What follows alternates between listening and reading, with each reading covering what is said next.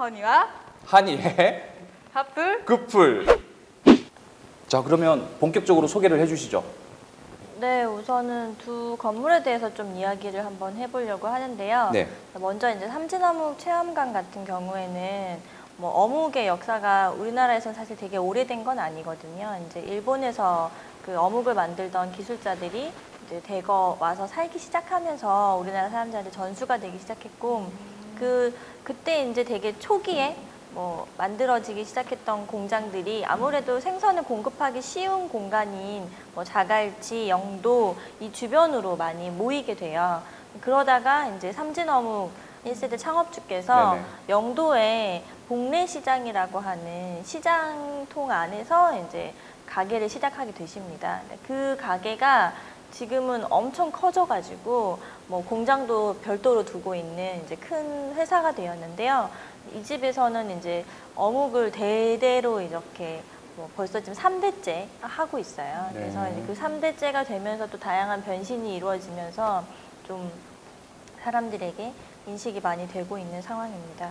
근데 이 아무래도 바다를 끼고 있다 보니까 이 삼진어묵도 그렇고 조금 전에 말씀하셨던 이제 비욘드 가라지도 그렇고 뭐 이제 어떤 만드는 공장 또는 뭐 이렇게 창고로 많이 쓰였던 장소들이에요. 네. 그래서 뭐 부산에서 일본으로 물류를 수출할 때 곡식들을 주로 많이 쌓아놨던 곡식 창고가 비욘드 가라지였었고요. 그리고 이제 삼진어묵 같은 경우에는 이제 어묵을 만드는 그런 공장을 여기서 시작하시면서 지금은 그 공장들이 아무래도 더 대규모가 필요한 상황이다 보니까 다른 곳으로 많이 이전하고 그 초기에 창업했던 공간이라고 하는 역사적인 의미가 있기 때문에 어묵 박물관으로 또는 뭐 체험관으로 이런 형태로 지금 사용하고 있는 상황입니다. 네.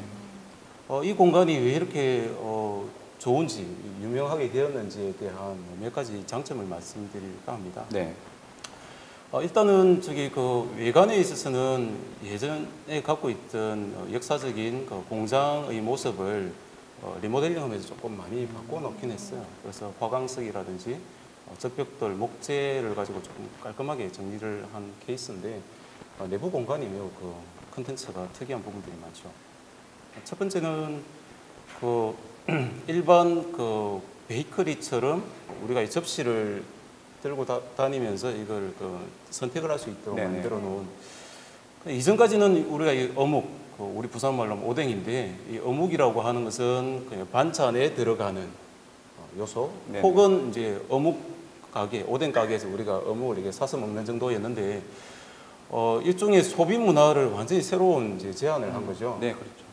그래서 그 어묵이라고 하는 것도 이렇게 선택해서 마치 베이커리와 같이 빵집과 같이 선택해서 거기서 바로 즉석해서 먹을 수 있다라고 하는 네. 새로운 소비 문화를 만들었다는 게 가장 그 혁신적인 흥행에 되었던 요인인 것 같습니다. 저도 몇 번 가봤는데 종류가 어마어마하게 많더라고요. 그렇죠. 네. 그리고 그 중에 그 어묵 고로케라고 그렇죠. 너무 맛있던데요. 너무 유명하죠. 네. 방금 이제 제가 그 얘기 드리려고 했는데, 네, 어묵 고로케가 사실은 여기에서 새로 나온 대표 메뉴로 이제 자리매김하면서 사람들한테 어묵을 간식으로도 먹을 수 있구나라고 하는 인식의 전환을 시킨 계기가 됐었어요. 그 전까지만 해도 말씀하신 것처럼 오뎅, 뭐 어묵은 반찬으로만 먹었었는데 네네.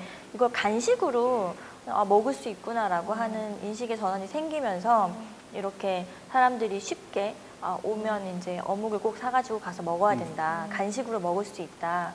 이렇게 하면서 이제 삼진어묵을 통해서 부산에 어묵 간식 시장이 엄청나게 크게 열렸습니다. 이곳이 가지고 있는 또 하나의 그 뭐 혁신적인 생각이랄까요? 네. 그것은 우리가 이전까지만 해도 뭐 이게 그 들어본 사람은 들을 수 있는데, 그러니까 어묵을 만드는 과정이 네. 조금 이게 맞습니다. 불결하다라는 네. 얘기들이 이게 많이 좀 그 나돌아다녔습니다. 실제로 생선의 어떤 뭐 안 좋은 부위를 모아서 네네. 반죽을 하고 또 반죽을 하는 과정도 뭐 장화를 신고 뭐 밟아가면서 했다 네네. 그런 얘기까지 나돌아서 실제로 사 먹으면서도 이게 깨끗한가 하는 생각들을 예전에 다 했었거든요. 네. 근데 그 생각을 오히려 그게 반전을 시킨 거죠. 그러니까 여기 베이커리와 같은 공간에 가면 그 넓은 그 통유리창을 통해서 안쪽에 제조 과정을 오히려 다 이게 사람들이 볼 수 네. 있도록 함으로 인해서 그 불결함에 대한 부정적인 생각을 역전을 시키는 그런 인식의 전환도 상당히 좋은 접근이었다는 생각이 듭니다. 진짜 저희 어릴 때는 그 거의 쌀찜처럼 시장마다 저기 오뎅 파는 그러니까 만드는 공장들이 있었어요. 네. 근데 실제 보면 맛이 떨어질 만큼 좀 그랬는데 여기는 저렇게 깨끗하게 공개를 하고 제조되는 과정을 보여주니까 더 이렇게 맛있는 느낌이 들더라고요. 깜짝 놀랐습니다. 지금도 시장에 가면 네네. 아직까지 작은 점포들이 네네. 오뎅 만들어서 파는 데들이 꽤 많이 남아 그쵸? 있어요. 네, 네. 맞습니다. 근데 그게 지나가면서 하나씩 사 먹고 엄마 손잡고 가다가 뭐 덤으로 한 개씩 얻어 먹고 이런 재미도 꽤 쏠쏠했거든요. 네. 네. 근데 그런 약간 추억들이 이제는 오히려 좀 건강한 음식으로 네, 약간 바뀌는 추세인 것 같습니다. 그리고 또 한 가지 이 장소가 가지고 있는 인식의 전환에 대한 얘기가 계속 나오는데 네네. 1층에는 그렇게 구성되어 있는데 2층에 올라가면 자그맣지만 그 어묵 제조 과정 또 이 삼진어묵이 가지고 있는 그 스토리를 전시를 해놓고 있다라고 하는 거. 네. 그걸 통해서 일반인들이 왔을 때 어묵이 이런 역사가 있구나라고 하는 것을 알게 되고 또 한 가지는 안쪽에 들어가면 또 별도의 통유리창 공간 안에 그 체험할 수 있는 그 공간이 있습니다. 그래서 저 공간에서 그 여러 아이들 프로그램, 뭐 성인들 프로그램에서 여러 프로그램들을 통해서 안에 3, 40년 가량 들어가서 실습을 실제로 할 수 있거든요. 그래서 이것은 하나의 그 어묵에 대한 스토리텔링. 네. 그래서 이게 하나의 그 먹거리이지만 같이 만들어보고 같이 청결한 음식이라고 하는 그 공감대 형성을 통해서 또 이 그 콘텐츠와 브랜드가 이게 더 대중화되도록 만드는 그런 의의가 있는 것 같습니다. 부산 하면 근데 옛날부터 부산 어묵 되게 유명했었거든요. 그렇죠. 네, 맞습니다. 근데 부산 사람들만 몰랐어요. 네. 그거를 서울에서는 항상 얘기하는 게 부산 어묵 되게 유명하다고 막 이렇게 많이 사가지고 가시는 메뉴 중에 네네. 하나였는데 근데 부산 사람들이 그거에 대한 뭔가 자부심이라든지 그런 것들을 많이 느끼지 못했었고 사실은 부산 어묵이라고 하는 이름을 다른 지역에 뺏기는 경우도 되게 많았었어요. 이게 그거가 이게 지역 표시 제한제라고 해서 요즘에는 뭐 그 지역에서 어떤 나는 것들은 그 지역에 이렇게 이름을 달고 나갈 수 있는 것들은 조건을 붙이거든요. 네. 근데 그 부산 어묵이라고 하는 거는 그거에 대한 조건을 붙이는 게 되게 약했던 거예요. 네. 그래서 아무나 갖다 쓸 수 있었던 상황이었던 거죠. 네. 그래서 오히려 부산에 대한 어묵에 대한 그런 역사라든지 이제 부산에 그런 어묵을 만드는 공장들과 장인들이 많이 계시니까 그걸 제대로 소개해야겠다라고 하는 약간의 사명의식을 가지고 그 어묵에 대해서 조사하신 분이 초기에 또 계셨습니다. 네. 근데 그 박상현 작가님이라고 해서 어묵에 대해서 굉장히 많은 노하우들을 가지고 계시고 인터뷰하시고 자료조사를 하셨던 분이 계셨어요.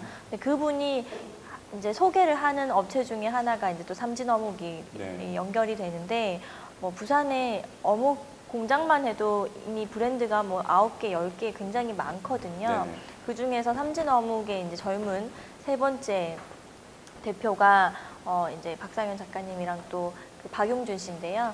두 분이 같이 뭔가 새롭게 바꿔보겠다라고 하는 혁신적인 마인드가 되게 좋으시고 또 그걸 최근에는 뭐 재단의 형태로 또 많이 사회공헌도 엄청 하시는 형태로 또 좀 바꾸고 있어요. 네. 그래서 사실 이 대표가 삼진어묵을 이어받으면서부터 뭐 유통이라든지 방금 얘기했던 뭐 고로케라든지 뭐 이런 다양한 형태의 시도들이 많이 생기기 시작했고 뭐 체험관도 그렇고 뭐 전시관도 그렇고 이제 그런 부분들을 젊은 감각으로 또 하다 보니까 아무래도 사람들이 이런 수요들하고도 좀 잘 맞지 않았나라는 생각도 좀 듭니다. 하나의 업체가 자기 사업체가 이렇게 번성하는 것은 뭐 바람직한 현상인데 거기서 멈추지 않고 결국에는 부산 어묵 시장의 파일을 엄청나게 확대를 네. 했고 네. 같이 부산 쪽에 있는 어묵 그 여러 업체들이 같이 브랜드화 되어가고 있는 그런 그렇죠. 차원도 네. 상당히 바람직한 그러니까 하나의 업체가 가지고 있는 힘이 엄청나게 확대될 수 있다라고 하는 것을 삼진어묵을 통해서 볼 수 있을 텐데. 네. 보통 뭔가 새로운 메뉴가 개발되고 이게 정말 수익이 많이 나면 비슷하게 따라하는 이제 경쟁 업체들이 생기잖아요. 근데 그런 경쟁 업체들한테도 하라고 이렇게 또 방법도 알려주고 또 배우러 오시는 분들도 있으시고 그렇게 서로 뭔가 잘 되는 분위기를 형성하시더라고요. 실제로 저기 우리 그 유명한 부평시장, 네. 부평 깡통시장이라고 하는데 네. 거기도 가보면 골목 하나가 완전히 그 어묵 골목으로 바뀌어져 있거든요. 네. 거기에 부산의 어묵 그 업체들이 다 한 샵씩 이렇게 만들어서 같이 판매를 하는 장면도 있더라고요. 웬만한 업체들은 거기 다 있다고 보시면 되겠습니다. 네.